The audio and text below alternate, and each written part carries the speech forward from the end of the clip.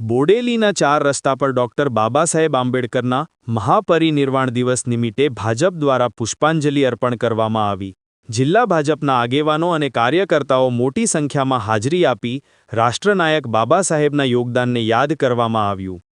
છોટાઉદેપુર જિલ્લાના બોડેલીના અલીપુરા 4 રસ્તા પર ડોક્ટર બાબા સાહેબ આંબેડકરની પુણ્યતિથિ, જેને સમગ્ર દેશમાં મહાપરિનિર્વાણ દિવસ તરીકે મનાવવામાં આવે છે, તે નિમિત્તે ભાજપ દ્વારા સન્માન કાર્યક્રમ યોજાયો હતો। 6 ડિસેમ્બર 1956ના રોજ ડોક્ટર આંબેડકરનું અવસાન થયું હતું। તેઓ ભારતના બંધારણના મુખ્ય શિલ્પકાર હતા અને દલિતોના અધિકાર, શિક્ષણ અને સમાજમાં સમાનતા માટે જીવનભર સંઘર્ષ કર્યો હતો। આજે પણ તેમના વિચારો અને કાર્ય દેશના લોકતંત્રને મજબૂત બનાવવામાં માર્ગદર્શક છે। મહાપરિનિર્વાણ દિવસના અવસરે પૂર્વ સંગઠન મંત્રી મણીલાલ પરમાર, છોટાઉદેપુર જિલ્લા ભાજપ પ્રભારી રમેશ ઉકાણી, ભાજપના છોટાઉદેપુર જિલ્લા પ્રમુખ ધારાસભ્ય અભયસિંહભાઈ તડવી, હોદ્દેદારો, કાર્યકર્તાઓ તથા સ્થાનિક લોકોએ ડોક્ટર આંબેડકરની પ્રતિમા પર માળા પહેરાવી અને પુષ્પાંજલિ અર્પણ કરી શ્રદ્ધાંજલિ આપી હતી। રાષ્ટ્રનાયક બાબા સાહેબના યોગદાનને યાદ કર્યો હતો। કાર્યક્રમ દરમિયાન બાબા સાહેબના વિચારો, તેમના દ્વારા સમાજમાં લાવવામાં આવેલ પરિવર્તન અને ભારતીય બંધારણ રચનામાં આપેલા યોગદાન અંગે અગ્રણીઓએ યાદગાર સંદેશ આપ્યા હતા।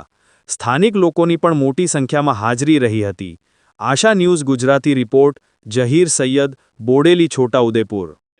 6 ડિસેમ્બર ડૉક્ટર બાબા સાહેબ આંબેડકરના પુણ્યતિથિ પરિનિર્વાણ દિન નિમિત્તે છોટાઉદેપુર જિલ્લા ભાજપ અને છોટાઉદેપુર અનુસૂચિત જાતિ મોરચા દ્વારા ડૉક્ટર બાબા સાહેબ આંબેડકરના પ્રતિમાને ફૂલહાર અર્પણ કરવામાં આવ્યા।